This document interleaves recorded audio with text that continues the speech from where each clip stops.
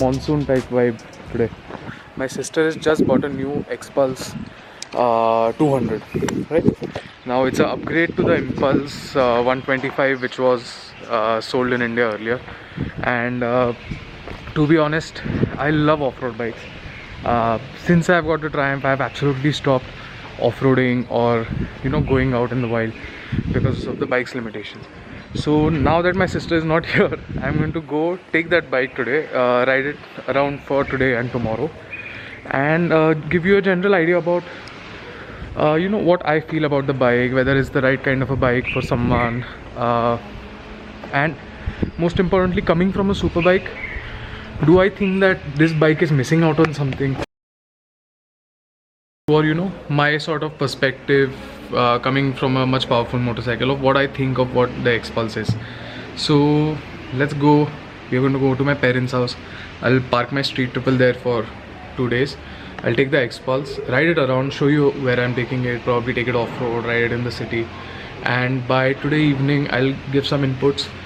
Maybe by the time I finish tomorrow's ride, I'll have much better understanding of the bike, and I'll give you a detailed sort of idea or an outline about what I think the bike is and whether it's a good buy for you if you're watching it.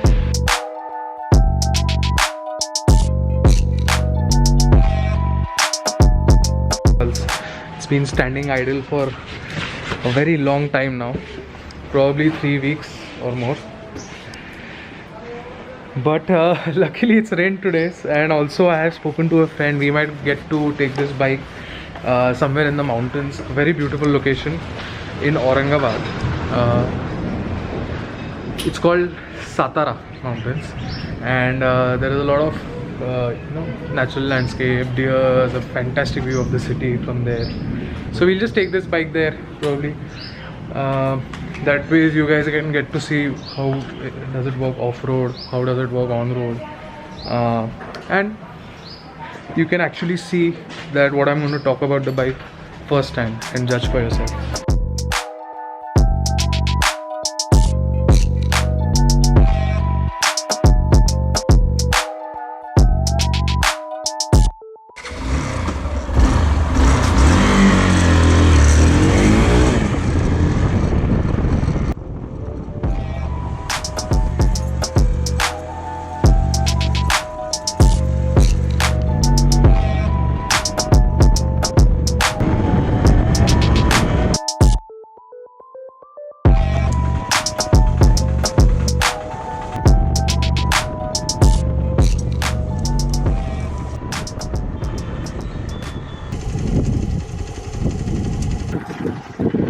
Okay, so the bike definitely goes off-road. The bike is very smooth in terms of the engine. It's not a very snappy engine that you'll have too much power, something that can break your neck.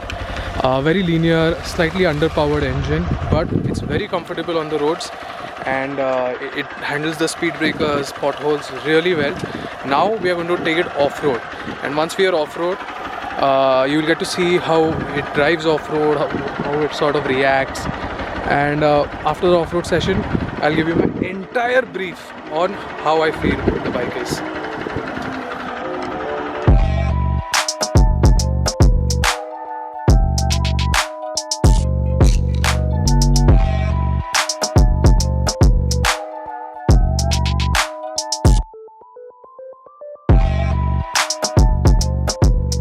बड़ा आदमी बनने वाला है अभी तो camera पे आ गए। क्या चीज़ें पसंद आई तेरे को? तू तो रोज़ 390 चला रहा है। हाँ, तो ब्रो इसका सबसे पहले तो इसका सस्पेंशन, हाँ, इसका हैंडलिंग बहुत ज़्यादा निम्बल बाइक है, बहुत ज़्यादा निम्बल है। ओके, ज़्यादा टॉर्क नहीं है but sufficient for city rides, and बहुत ही क्रेजी, मतलब अभी तो जितना चला है मेरे को बहुत पसंद आया। हाँ, तो I would definitely think of buying this bike.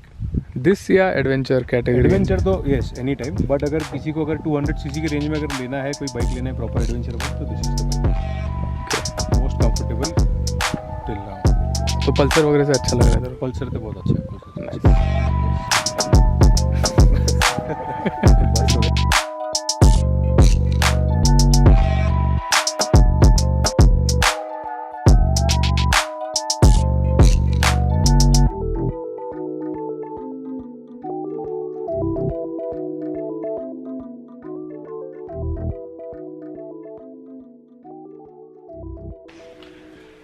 so the Hero X Pulse.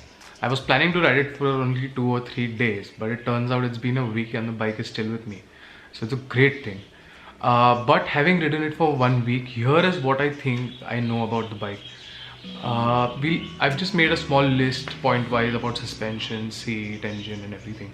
So I'm just going to tell you what I think about the motorcycle, what was my experience of the motorcycle, what things I like, what things I don't like, and finally maybe who this motorcycle will be right for. So we'll get on to the list. The first thing I really want to talk about is the suspension. The suspension, because it is the most noticeable and striking thing in the motorcycle. Any layman can instantly tell you that this X Pulse looks something different. The suspension is way bigger than standard motorcycles. But by bigger I mean there's a way more travel. The front suspension is really good, and I'm sure it's not going to be very good after 100 kilometers per hour or something. But up to 80 kilometers per hour, it is a fantastic suspension for Indian roads. Especially me being from Aurangabad, we have even bad, like the worst roads possibly in Maharashtra. So for me, general commute, jumping over speed breakers, or with the Triumph, I always had to dodge potholes. I could not accelerate whenever I wanted, or because I knew there's a speed bump or there's pothole or bad road somewhere. But with the X Pulse, the suspension is so good that you sort of start. Every time you see a pothole, you just want to go full throttle and try to jump your bike on it, over it, in it, whatever it is.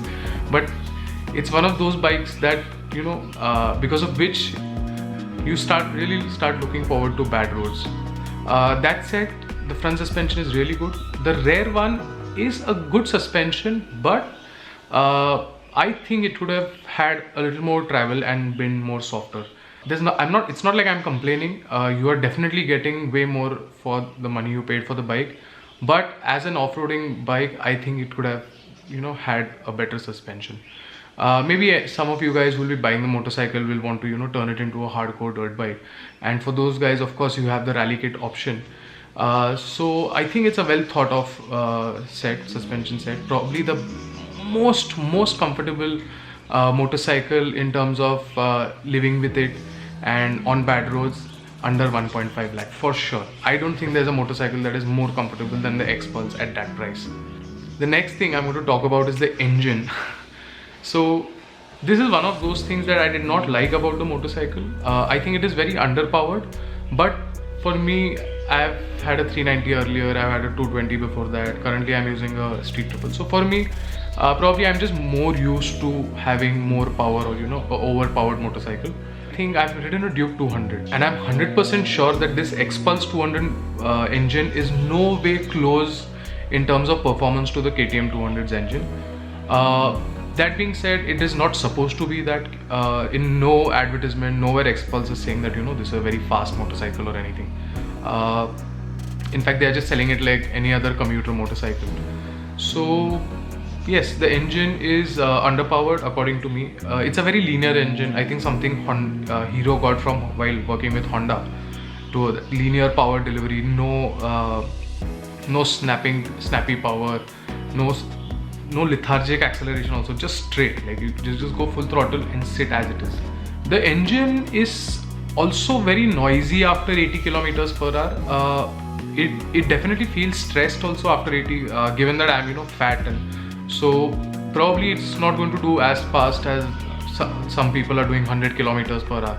But personally, as my experience, I think the engine is very good up to 80 kilometers per hour. 80 is the top speed the bike is most comfortable at.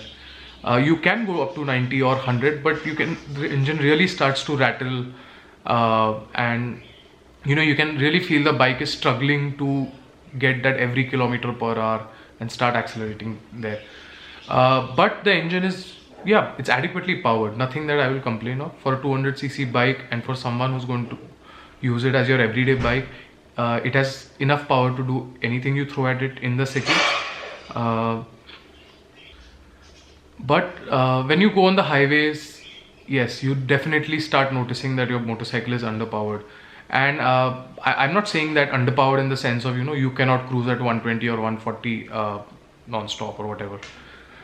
You start to feel that it is underpowered every time you're trying to do an overtake. As it is when you're on a highway, the other traffic is going to be doing somewhere between 60 to 100 kilometers per hour on an average. So if someone is going at 90 kilometers per hour and you want to try to overtake him, it takes a lot of planning. You really have to find your line in the traffic and how try to accelerate as much as possible, bend down, reduce the wind resistance or whatever. So that is one place that the engine really feels underpowered. Ideally, if it was like up to me to decide, I would like to put something around 250 to 300 cc of engine in the Hero, or if not a cc wise, something around 25 to 30 bhp on the Xpulse will make it a very attractive package. Of course, the price is going to rise. In terms of ergonomics and posture, it's a sort of a dummy adventure bike. So it's very relaxing. You sit with your back straight. You are not sort of leaning forward. There's no weight on the wrist or on your biceps or on your palms. When you brake, there is no weight on your palms or anything. So it's a very relaxing posture.